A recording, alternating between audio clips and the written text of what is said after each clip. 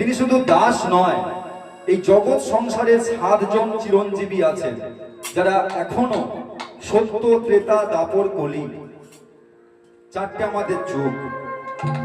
এই 4 যুগে যারা বেঁচে আছেন, অর্থাৎ সেই দেহ নিয়ে এখনো বর্তমানে বেঁচে আছেন, সেইগুলোকে বলা হয় চিরঞ্জীবী। এই জগৎ সংসারে 7 জন চিরঞ্জীবী আছে, তার মধ্যে একজন হচ্ছেন আমার এই প্রভু, যিনি কিনা ভগবানের শ্রেষ্ঠ ভক্ত, যে ভক্তের জন্য ভগবান প্রাণ বিসর্জন দিতে পারে।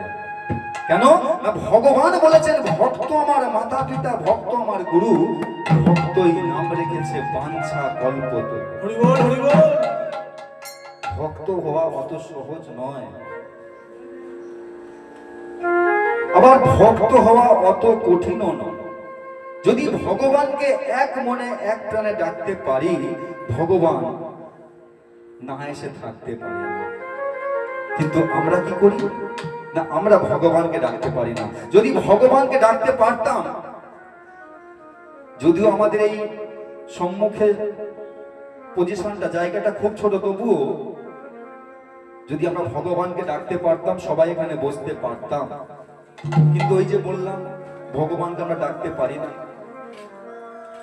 আমরা সময়ে ভগবানকে ডাকতে পারি না। যখন অসময় আসে, যখন বিপদ আসে, তখন বলি দয়াময় ভগবান তুমি কোথায়, আমাদের কৃপা করো। আরে বাবা, কৃপা করবে। যদি আমি কর্তব্য না করি, কাজ না করি, তাহলে সেই কাজের মাধ্যমে তো ভগবান কৃপা করবেন। কৃপা কথার অর্থ কি? করে পাওয়া।